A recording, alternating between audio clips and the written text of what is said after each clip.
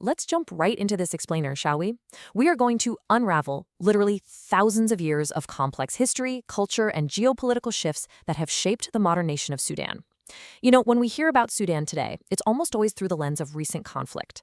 But to truly understand the country, its sheer vastness, its deep divisions, and its unbelievable resilience, we have to look way deeper.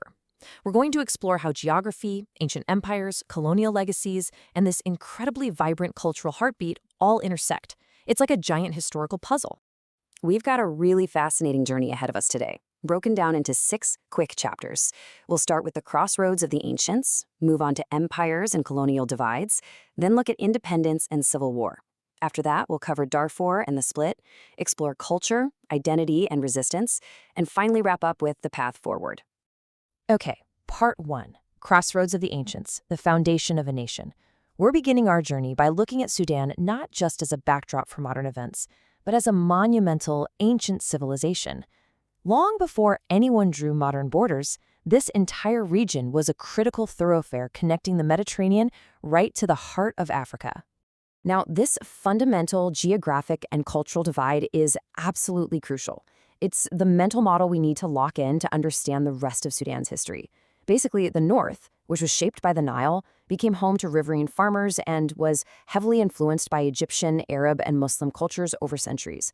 The south, on the flip side, was dominated by pastoralists, holding much deeper ties to indigenous African and Christian traditions. And tragically, for centuries, the south was targeted as a resource, specifically for slave raiding.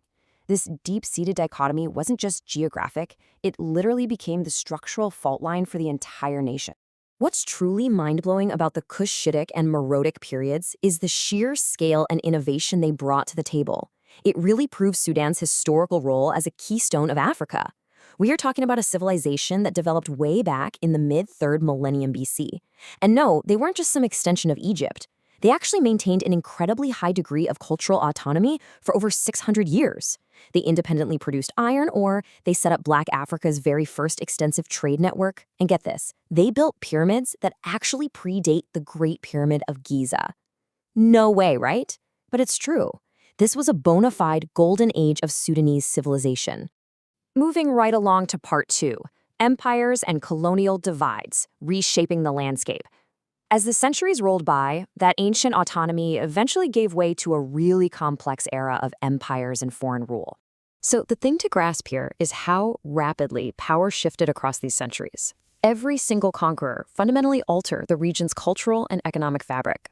In 1504, the Funj Sultanate kicked off a massive Islamic expansion. Then, jump to 1821, the Turkish ruler of Egypt pushed down the Nile, bringing in an era of brutal taxation and slave trading that was, understandably, deeply unpopular. That resentment kind of boiled over into the Mahdiya in 1881, a fierce, nationalistic, political-religious uprising that actually managed to defeat foreign forces for a while. But by 1899, the British and Egyptians were back, setting up a joint rule known as the Condominium. This colonial legacy artificially deepened those cultural divides we talked about earlier, right up until independence. As the British administration dug in, they essentially ran 2 completely different countries within a single border. The North? Well, they got investment and modern administration. The South? They were deliberately isolated, governed strictly along traditional, localized lines. So when it finally came time to unify them into one single independent state, friction wasn't just likely, it was inevitable. Which brings us to part 3, Independence and Civil War of Fractured Freedom. As we step into the 20th century, we see the initial joy of independence almost immediately overshadowed by systemic suspicions and violence. Sudan was about to become a sovereign nation, but man, the cracks were already showing. It was really a toxic combination of forced assimilation and heavily unequal resource distribution that ignited a multi-generational civil war. In fact, even before the official Independence Day on January 1, 1956, Southern troops actually mutinied in 1955. And you might be wondering, why? Well, because the new public service was almost entirely Northern. Southern leaders felt like they were just swapping British colonizers for Northern ones who would exploit their resources. And after a brief window of peace, war flared right back up in 1983 when the central government basically tore up previous peace accords. Plus, it wasn't just politics. It was a literal, desperate struggle over diminishing cultivable land. Enter the SPLA-M. They became this powerful armed resistance fighting tooth and nail for Southern autonomy against the central government. They pushed back fiercely against cultural homogenization and social exploitation coming from Khartoum. Essentially, they sought to define the South by reasserting ethnic identities that were totally distinct from the Arab Islamic identity being promoted nationally, and they sustained a fearsome, grueling resistance against that marginalization. Okay, let's move to part 4, Darfur and the Split, the high cost of division. Entering the 21st century, regional crises and global interests collided in a way that permanently altered the map of Africa.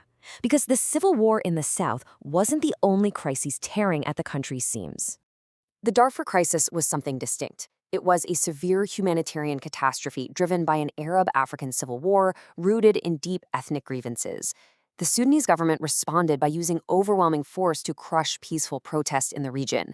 And on the global stage, major superpowers, specifically China, provided military, economic, and diplomatic support to the government. They even used their UN veto power, largely driven by a need to protect their oil investments.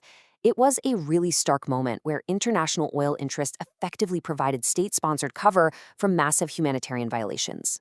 But a major turning point finally arrived with the Comprehensive Peace Agreement back in 2005. This was monumental. It wasn't just a basic ceasefire, it was a sweeping treaty that ended decades of war while simultaneously engineering the physical partition of the country. It set up a system to share the country's oil wealth, and most importantly, it guaranteed the South the absolute right to hold a referendum on independence, which, as we know, eventually took place. Now, the economic fallout of South Sudan's 2011 independence was just staggering. Think about it. When the South voted to secede, Sudan didn't just lose a quarter of its landmass and nearly a quarter of its population. It lost a whopping 80% of its oil income practically overnight. That's a massive blow. It plunged the remaining northern state into a severe, deep-rooted economic crisis that they are literally still grappling with today. Let's pivot a bit for part 5. Culture, identity, and resistance, the power of the people. Because despite all these immense geopolitical struggles, Sudan is so much more than its conflicts.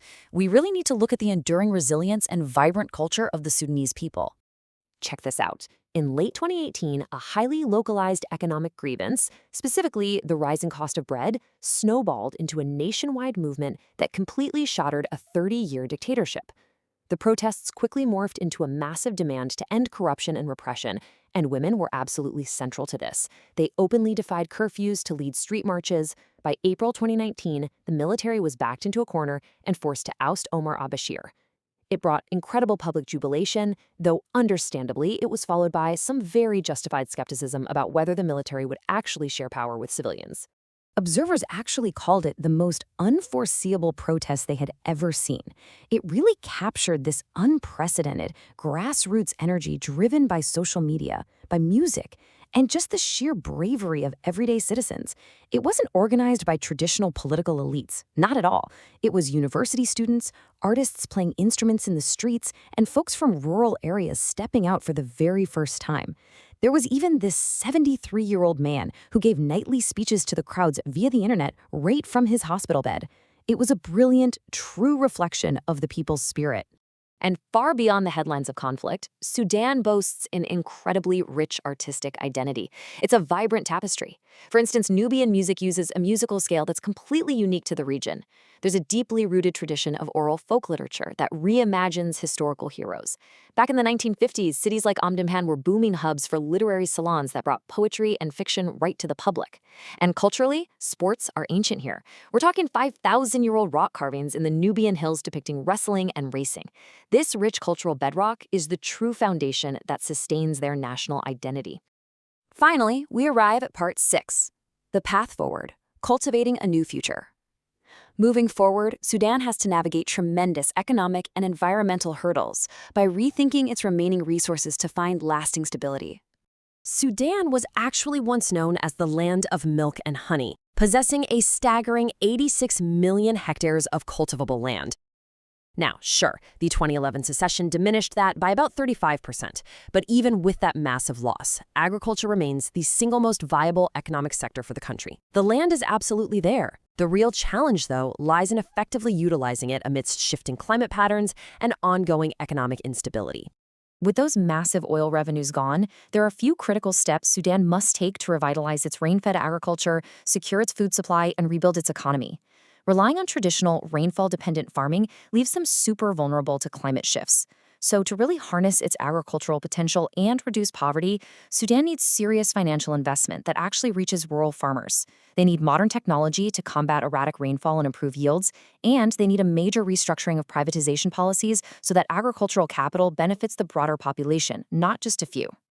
So as the story of Sudan continues to be written by its resilient people, a really massive question remains. In the wake of a partitioned geography and decades of turmoil, how will Sudan reconcile its diverse identity to build a sustainable and inclusive future? We've seen how historical divides and global interests literally split the nation in two, but we've also seen the undeniable raw power of its citizens to demand change and celebrate a rich shared heritage. Navigating this path forward, it definitely won't be easy, but understanding this deep context is the crucial first step. Thanks for joining me on this explainer, and as always, keep questioning and keep learning.